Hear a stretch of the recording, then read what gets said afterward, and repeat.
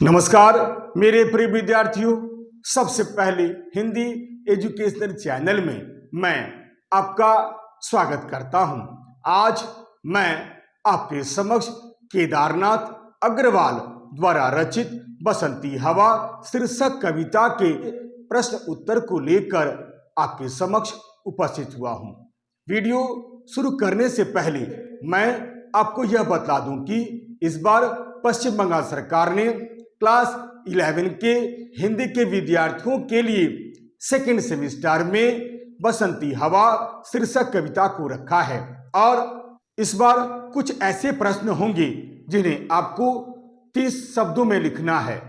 कुछ प्रश्न ऐसे भी होंगे जिसका उत्तर आपको 70 शब्दों में लिखना है और कुछ ऐसे भी प्रश्न पूछे जाएंगे जिसका उत्तर आपको लगभग 100 शब्दों में लिखना होगा।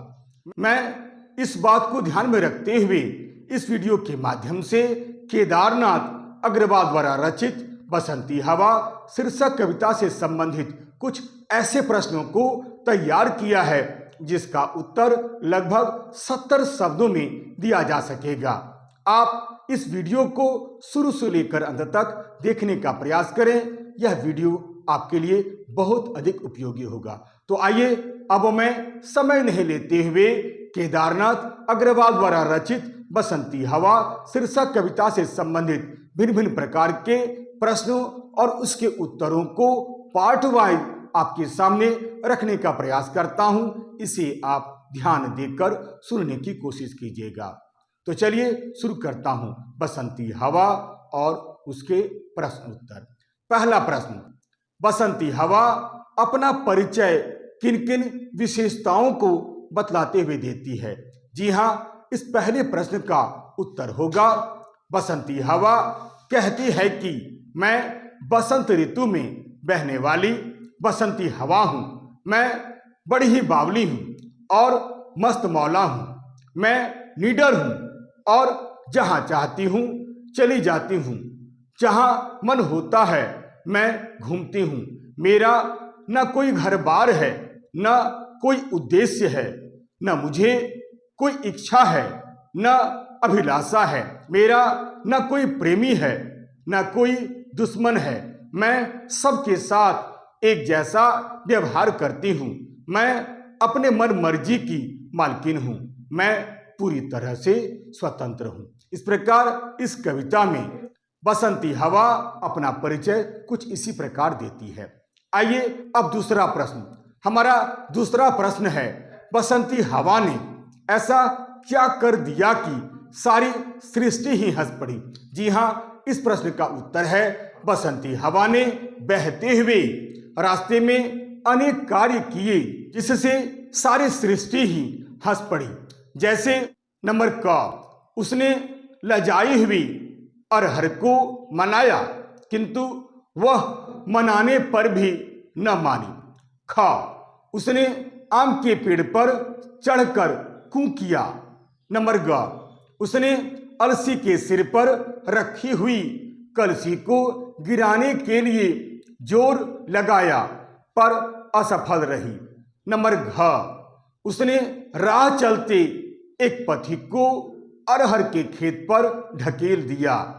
इस तरह राह में चलते हुए बसंती हवा ने ऐसे कार्य किए जिससे सारी सृष्टि ही हंस पड़ी। इस प्रकार मार्ग में बढ़ते हुए बसंती हवा ने ऐसे कार्य किए जिससे सारी सृष्टि ही हंस पड़ी।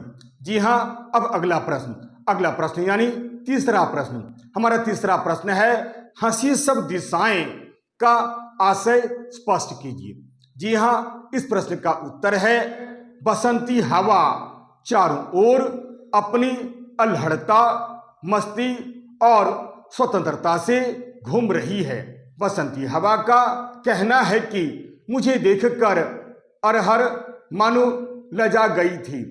तेज हवा चलने के कारण अरहर के पौधे दरअसल झुक गए थे।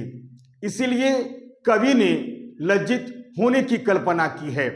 पहले तो वह बहुत मनाने की कोशिश करती है परंतु वह झुकी ही रहती है। तभी उसे एक शरारत सूझती है। वह अरहर के पौधे पर सामने से आ रहे एक पथिक को उसी पर धकेल कर जोर जोर से हंसने लगती है। इस प्रकार उसके हंसने से चारों ओर का वातावरण बड़ा ही मनोरम हो जाता है। यह सब देखकर ऐसा लगता है मानो सारी दिशाएं हंस रही हो। अब हमारा अगला प्रश्न है, अगला प्रश्न यानी चौथा प्रश्न। हमारा चौथा प्रश्न है, खड़ी फसलों के साथ हवा क्या क्या क्रियाएं करती है? जी हाँ, इस प्रश्न का उत्तर है, खड़ी फसलों के साथ हवा अनेक प्रकार की क्रियाएं करती है। कवि ने इसका वर्णन बड़े ही सुंदर ढंग से किया है। बसंती हवा जब खेतों में पहुंच जाती है तो वह गेहूं की बालियों के साथ कई घंटे तक अठखेलियां किया करती है। कभी वह अलसी की बेल पर जाती है तो कभी सरसों पर। वह अरहर के पौधों को भी अपने मनोरंजन में शामिल करती है। वह उसे भी झकझोरने का प्रयास करती है, परंतु वह लज्जा के कारण अपना सिर झुका लेती है। इस प्रकार खेतों में पड़ी हुई फसलों के साथ बसंती हवा भिन्न भिन्न प्रकार की क्रियाएं क्या करती है। अब अगला प्रश्न यानी पांचवा प्रश्न। हमारा पांचवा प्रश्न है, जहां से चली मैं जहां की हो गई मैं।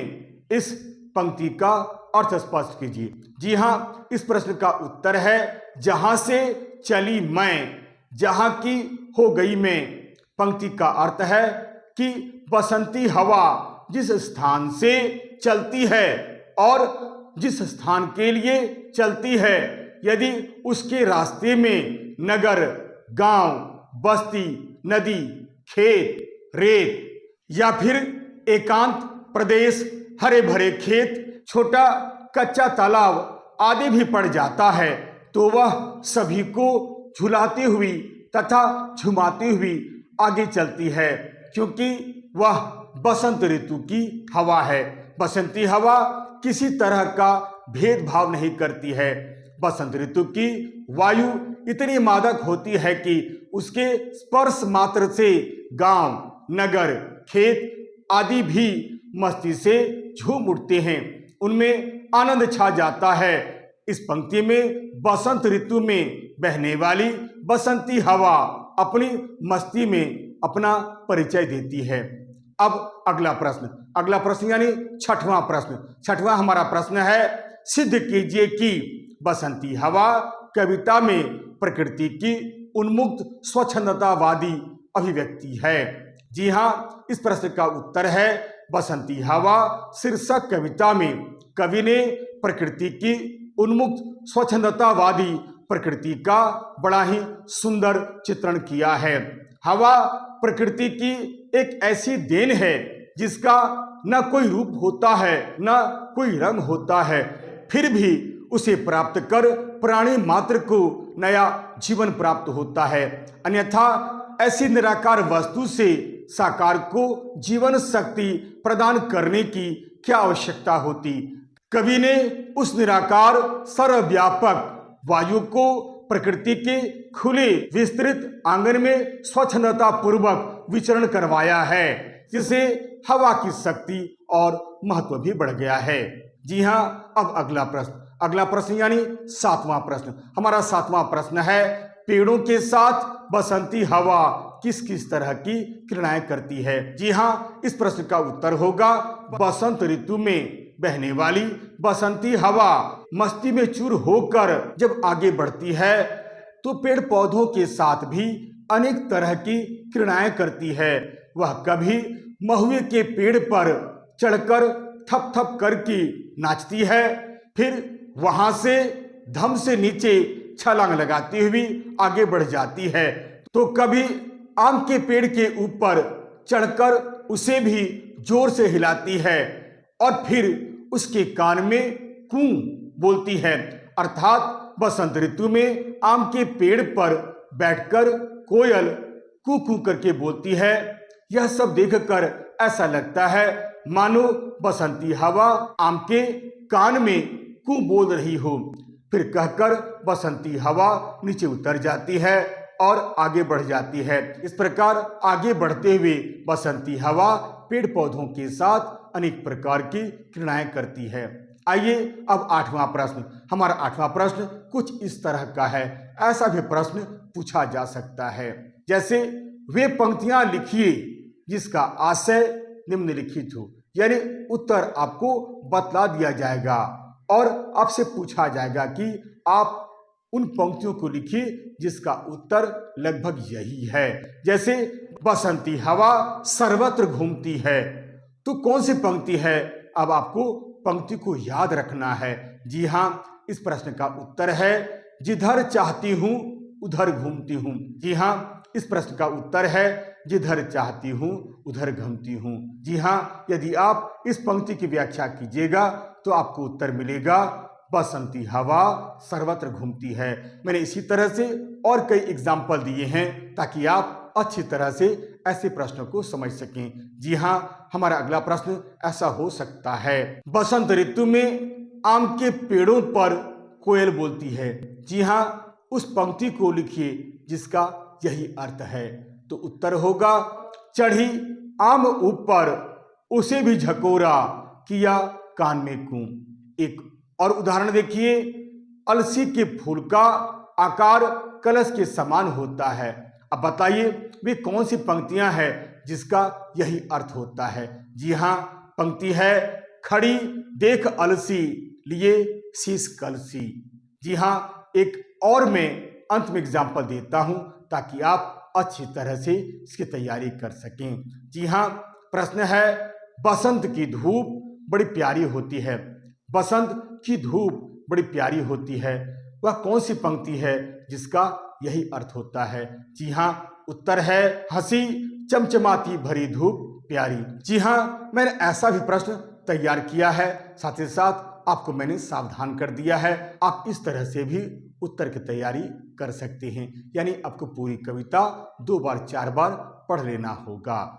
चलिए अब मैं इस वीडियो का जो अंतिम प्रश्न है इसे बताने का प्रयास करता हूं। हमारा अंतिम प्रश्न है बसंती हवा शीर्षक कविता में 3 चित्रात्मक वर्णन चुनकर लिखिए।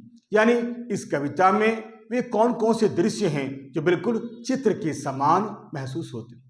इस कविता में वे कौन कौन सी पंक्तियां हैं जो बिल्कुल चित्र के समान महसूस होते हैं। चलिए उत्तर मैं ही बता देता हूं। जी हाँ, पहला शहर गांव बस्ती नदी खेत पोखर झुलाती चली मैं। दूसरा चढ़ी पेड़ महुआ थपाथप मचाया। तीसरा हंसे लहलहाते हरे खेत सारी हंसी चमचमाती भरी धूप प्यारी। इस प्रकार इस वीडियो में मैंने केवल 9 प्रश्न तैयार किए हैं जिसका उत्तर लगभग 70-75 शब्द में आराम से लिखा जा सकता है। इसलिए यह वीडियो आपके लिए बहुत अधिक उपयोगी होगा। परीक्षा में कैसे प्रश्न पूछे जाएंगे हमें कोई इसके बारे में आइडिया नहीं है, फिर भी जहां तक मैंने जानकारी हासिल की है उसी को ध्यान में रखते हुए मैंने ऐसे प्रश्न तैयार किए हैं। आशा करता हूं यह वीडियो आपके लिए बहुत अधिक उपयोगी सिद्ध होगा। यदि आपको यह वीडियो अच्छा लगता है, उपयोगी लगता है, सारगर्भित लगता है तो आप इसे लाइक करें, शेयर करें और तो और सब्सक्राइब करना बिल्कुल नहीं भूलें। तब तक के लिए नमस्कार, धन्यवाद।